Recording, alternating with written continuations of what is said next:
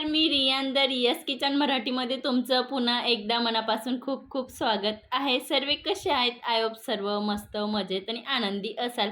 आता उन्हाळ्याच्या दिवसामध्ये आपल्याला भाजी चपाती असं नको वाटतंय, तर मी आज अगदी तुमच्यासोबत एकदम नवीन आणि खूप टेस्टी रेसिपी शेअर करणार आहे. अगदी ही रेसिपी जर तुम्ही बनवली तर तुम्ही समोसा, वडापाव, कचोरी हे खाणं विसरून जाल, एवढी छान लागते. चला मग न वेळ घालवता आपण रेसिपीला सुरुवात करूया. तुम्ही पण व्हिडिओ न स्किप करता कंटिन्यू बघत राहा. आज आपण बटाटे आणि रव्यापासून मसाला पुरी बनवणार आहोत. ती पुरीची टेस्ट खूप छान आहे. अगदी तुम्हाला समोसा, कचोरी याची टेस्ट देणार, एवढी छान लागते. चला मग न वेळ घालवता आपण रेसिपीला सुरुवात करूया. तुम्ही पण व्हिडिओ न स्किप करता कंटिन्यू बघत राहा. इथं मी 2 बटाटे बॉईल केलेले साल काढून घेतलेले आहेत, बघू शकता तुम्ही. आता आपल्याला एका किसणीने किसून घ्यायचे.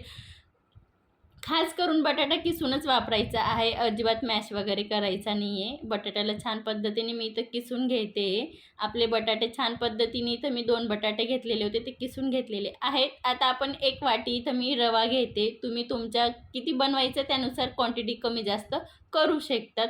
इथं मी कसुरी मेथी घेते, 2 टेबलस्पून आहे. मी थोडी हलकी गरम करून घेतलेली होती. आता आपल्याला हाताने हलकं क्रश करून ॲड करायची आहे. इथं मी 1 चमचा तीळ वापरते.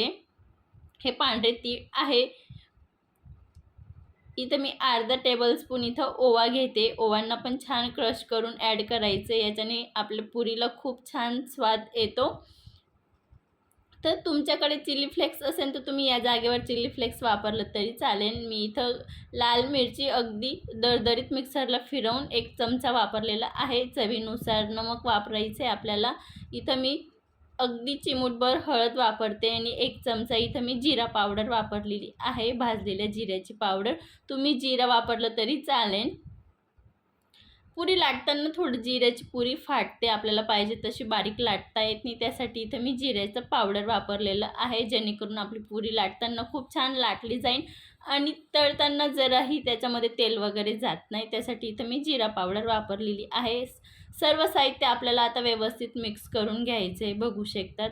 आता मी याच्यासाठी थोडं बाइंडिंगसाठी इथं मी जवळपास 1 वाटी रवा घेतलेला आहे, तर मी अर्धी वाटी इथं गव्हाचं पीठ घेते. आपण जराही मैदा वगैरे न वापरता पुरी बनवणार आहोत आणि आपण याच्यामध्ये बटाट्याचा वापर केलेला आहे, म्हणून आपल्याला खूप छान पद्धतीने इथं मिक्स करत जायचं आहे, जेणेकरून सर्व साईडला रवा, गव्हाचं पीठ आणि बटाट्याचं सारण एकजीव झालं पाहिजे. आणि आपल्याला शक्यतोवर इथं मी छान पद्धतीने डोच मळून घेते. अगदी मी इथं पाण्याचा वापर केलेला नाही आहे. तुम्हाला गरज पडेल तर तुम्ही थोडंफार पाणी वापरलं तरी चालेल. अगदी घट्टसर इथं मी गोळा मळून घेतलेला आहे. आता आपण 10 मिनटासाठी रेस्ट करण्यासाठी ठेवून देऊया. 10 मिनटानंतर बघू शकतात जे आपले बटाट्यांनी थोडं मॉइश्चर सोडलेलं असतं आणि रवा ते ऑब्झर्व करून घेणार. त्यासाठी 10 मिनटं इथं रेस्ट करण्यासाठी ठेवायचंच आहे. 10 मिनटानंतर मी इथं अर्धा चमचा तेलाने छान पद्धतीने अजून 2 मिनटं मळून घेतलेलं आहे. म्हणजे पिठाला खूप छान पद्धतीने एकजीवपणा आलेला आहे. आता आपण एक एक करून लाटी बनवून घेणार आहोत पुरी लाटण्यासाठी. जर सुरुवातीला आपण इथं लाटी बनवून ठेवलेलं तर पुरी लाटायला खूप इझी पडतं, पटक्यात लाटले जातात, वेळ वगैरे जास्त लागत नाही. बघू शकतात किती छान कलर पण आलेला आहे. तर आता आपण इथं लाटी बनवून घेतलेली आहे. मी आता तुम्हाला पुरी पण लाटून दाखवते. आपण जाड पुरी जराही लाटणार नाही आहोत तरीसुद्धा आपली पुरी एकदम टम्म फुगणार आहे आणि अगदी 1 तासपर्यंत जशीच तशी टम्म फुगलेली राहील. या गोष्टीची इथं मी खास तुम्हाला ट्रिक सांगितली आहे की आपण पीठ खूप घट्टसर मळलेलं होतं आणि पीठ घट्टसर मळलं तर पुरी खूप छान पद्धतीने टम्म फुगतात आणि जराही तेलकट वगैरे होत नाही. इथं मी दुसरी पण पुरी तुम्हाला लाटून दाखवलेली आहे. तुम्ही ऑब्झर्व केलं असेल, मी 1 पुरीला तेल लावलं होतं लाटताना आणि दुसरीला पीठ लावलं होतं. म्हणजे अगदी तुम्हाला हवं तर तुम्ही तेल लावून देखील लाटू शकतात, हवं तर तुम्हाला पीठ लावून देखील तुम्ही पुरी लाटू शकतात. इथं मी दुसरीकडे गॅसवर तेल गरम करण्यासाठी ठेवलेलं होतं. तेल छान पद्धतीने गरम झालेलं आहे. आता आपण मीडियम फ्लेमला पुरी तळून घेणार आहोत. सुरुवातीला तेलाचं टेम्परेचर हाय असतं. जसं आपण 1 किंवा 2 पुरी तळतो तसं तेलाचं टेम्परेचर कमी होतं. त्यासाठी तुम्ही सुरुवातीला लो फ्लेमला नंतर मीडियम फ्लेमला देखील पुरी तळू शकतात. पुरी तळताना हाय फ्लेमला पुरी कधीच तळायची नाही.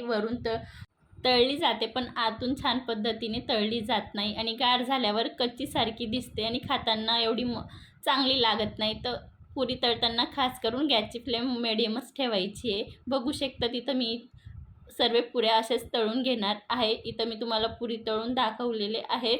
आपली इथं सर्व पुऱ्या बनून तयार झालेल्या आहेत आणि अगदी मी तुम्हाला जवळून पण दाखवते. कलर पण खूप छान आलेला आहे आणि जराही तेलकट वगैरे झालेली नाही आहे. मी तुम्हाला हाताला क्रश करून पण दाखवते की जराही पुरीला तेल लागलेलं नाही आहे. आणि इथं बघू शकतात अगदी आपले कचोरीसारखे सर्व पुऱ्या बनून तयार झालेल्या आहेत. नेहमीच आपण बटाटे वडे, कचोरी, पाववडा किंवा बटाट्याचे पराठे वगैरे बनवून खातो, पण एकदा या पद्धतीने तुम्ही बटाट्यापासून पुरी बनवून एकदा नक्की खा. बनवायला पण खूप सोपे आहेत आणि खायला खूप छान लागतात. त्यासोबत तुम्ही दही किंवा चटणी किंवा सॉससोबत किंवा नुसती खाल्ली तरी खूप छान लागते. आजची रेसिपी कशी वाटली कमेंटमध्ये नक्की सांगा. व्हिडिओ आवडला असेल तर एक लाईक नक्की करा आणि फ्रेंड सर्कल, फॅमिली सर्कलमध्ये शेअर करा.